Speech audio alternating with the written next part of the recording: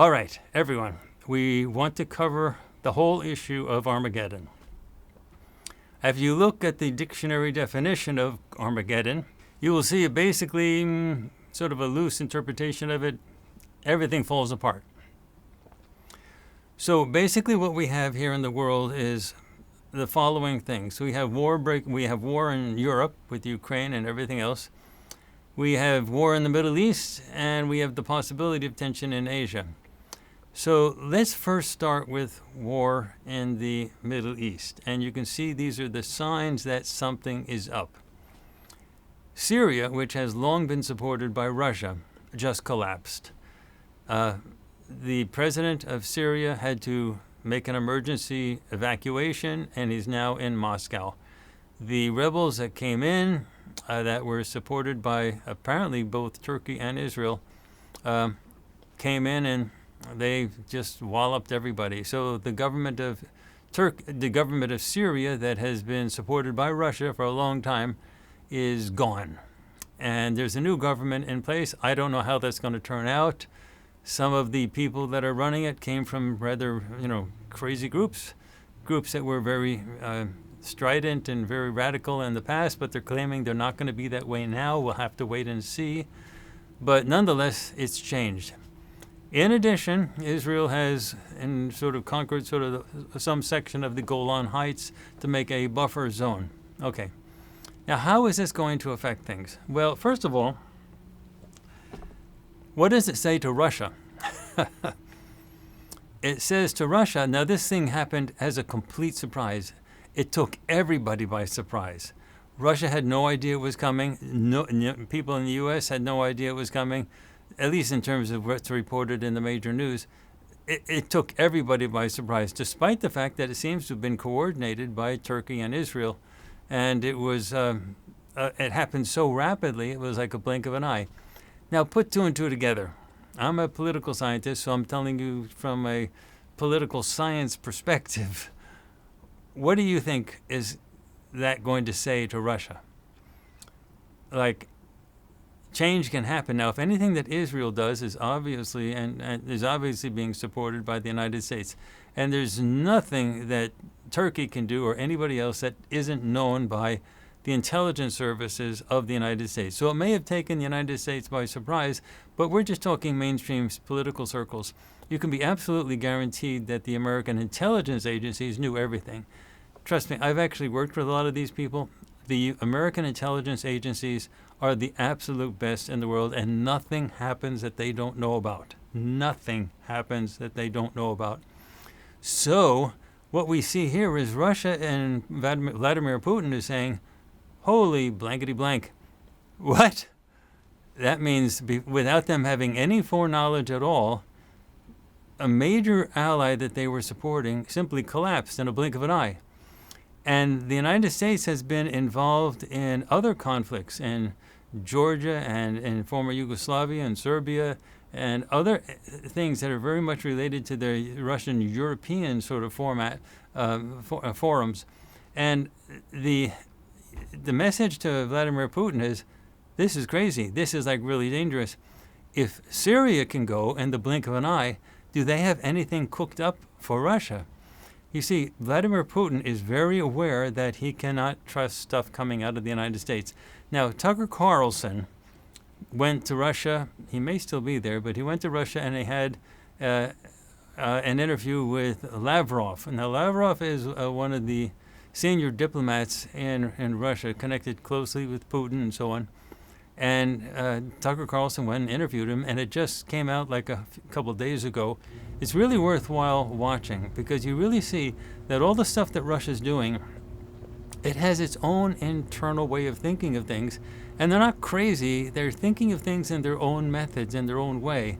And you have to sort of see their side of things when that happens. And this interview actually was a very useful thing, so you can sort of see the logic that they're actually playing. What is really important to do is to say that if you can understand how the Russian way of thinking is, then you can predict how the Russian behavior will be. So that's why. So I'm not saying something's good about Russia or bad about Russia. I'm saying, can we predict behavior of Russia? Can we predict how they are going to act?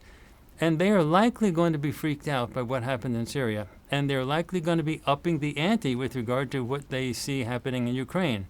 Now, they have now North Korean troops in Russia, in Russian uniforms, actually on the battlefield fighting the Ukrainians. Apparently, those number of North Korean troops is going to be really increasing. In addition, the NATO people have that as a red line. You can't bring in North Korean troops and just say it's okay. So now we have a situation where British and French and German troops are being considered to go to Ukraine to help the Ukrainians fight. In addition to weapons, in addition to long-range missiles being allowed to be shot by Ukraine deep into Russian territory. So Vladimir Putin's going to be looking at this and he's going to be saying, this is something that they're cooking up that could turn out to be really bad. So what I am personally expecting, and I'm not basing this on anything other than political psychology. Looking at it from a psychological perspective, it looks like Vladimir Putin and Russia are likely to increase. They're not going to walk away from Ukraine.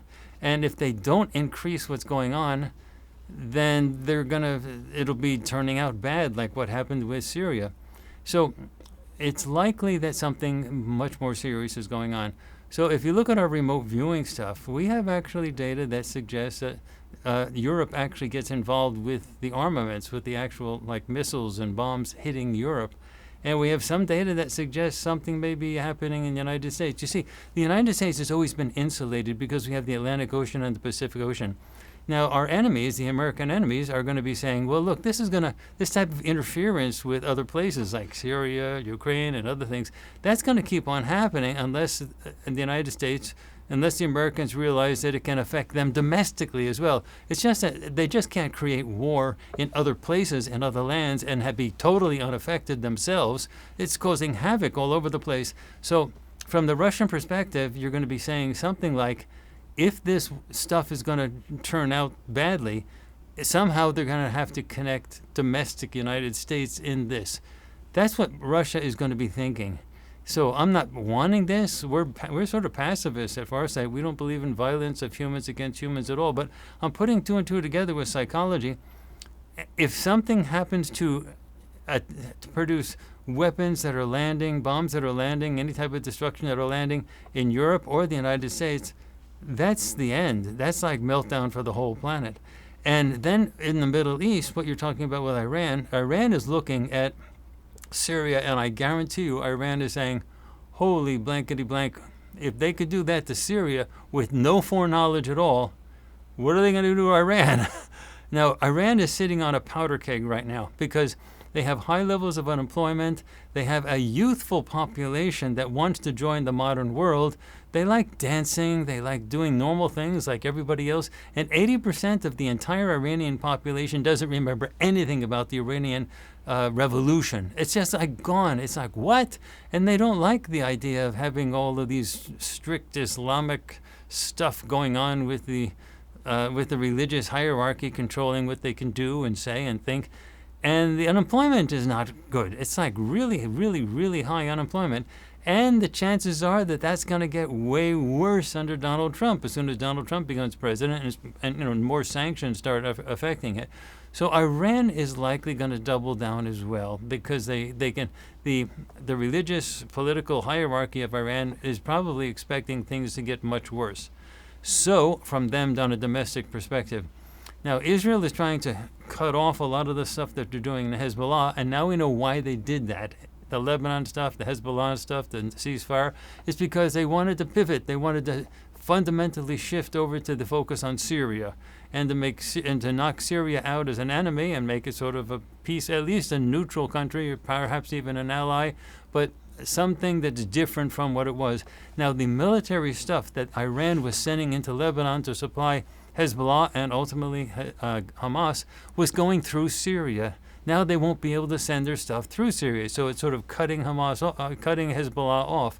So Iran is going to be looking for more desperate measures as well, knowing that they are next. Syria came first, and they are next. So this is all boiling out stuff that's going to be sort of increasingly bad. So you can expect that Iran is probably, they have already determined, they've already stated that they're now working with their nuclear centrifuges to produce nuclear weapons grade uranium. They've turned the centrifuges on again. So, stuff is going to be happening. So all the elements are in the direction of Armageddon. It has not happened yet. It has not happened yet. So you can say, well, look, Courtney, I don't see any evidence of that. That's the way it is. That's the way it always is. And the population of the United States is going to be sitting back, enjoying Christmas coming along and the holidays and winter break. Everything seems quiet. But things are underfoot. Things are happening. And the good ETs, ones that we work with, know that these things are going to be happening. And that's why they have the sightings that are forming right now in mass numbers so that people can see them without specialized camera equipment.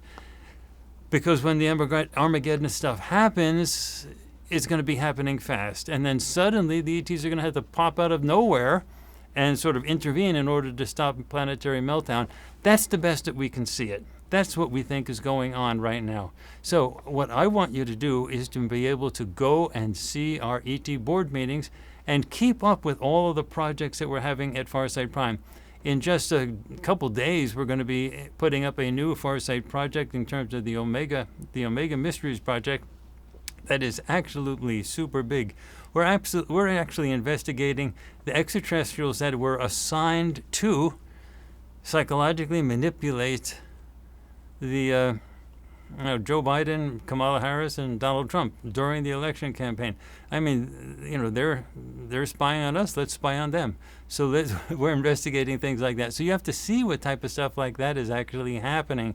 And then we have another major project, and that's going to be released on FarsightPrime.com. And then we have another major project that's going to be released in the middle of December.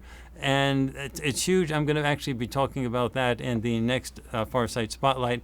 But it's absolutely huge. And those are on FarsightPrime.com, in addition to the Chronicles that you're going to start seeing, Farsight Chronicles, all throughout January. So anyway, that's it for the Spotlight. That's it for the update of what's actually going on. So you have the big two messages. The take-home messages are the UAP or UFO sightings that are happening worldwide. You heard it here first. So when we heard it, we announced it first that it was going to start. And a few days later, it started, and it's ongoing. So this is where you got it. And so that's important to remember. And then the second thing is the Armageddon thing. We're trying to connect the dots so that when it actually does start to happen, you can follow along. Now remember, if the Armageddon thing doesn't happen, the bad ETs, those are the ones that our side is opposed to, they don't want it to happen. They want everything to go away. They are the ones who cooked up all these crises, but they had them planned out so that they would be staggered over like a 20-year period to constantly keep humanity in a state of low boil, constantly in a state of chaos. The only thing our side did was to take all of the crises and crunch them up all at once, move the timing of them so that the information control systems would boil over and they would not be able to control things. And why does disclosure have to happen now? Because the bad ETs and the human collaborators will have full control over social media in 2 more years. So those channeling people that you hear saying 2 more years we'll get some beginning of open disclosure, 3 more years, 4 more years, they're lying through their teeth. They're not trying to push open disclosure. In 2 or 3 more years, there'll be no disclosure at all. Now is the last time we finally have the internet, we have the connectivity, we have social media that's not fully constrained right now, and this is the only time it can happen. So if it doesn't happen now, it just ain't going to happen. Or if it does happen, it'll be happening by the bad ETs, highly controlled, and to keep you and everybody else as a slave. So this is the time that we're actually having this. This is the struggle. This is the war situation we are in right now. And make no mistake about it, we are in a war. We are on one side, and you can see the other side. You can actually watch the other side's ships with our methods of giving you how to take video recordings of cloaked ETs. Those are the bad ETs. And then you can also watch the ones that are not cloaking themselves. And there was a person that was actually at an event happening out the west coast of the United States, western United States. And that one was a person that was actually working with the bad ETs, although that person didn't know that. And that person was at a conference and then said, we're going to show you. And that person called the ETs out, and everybody went outside and they looked up, and sure enough, there were ships.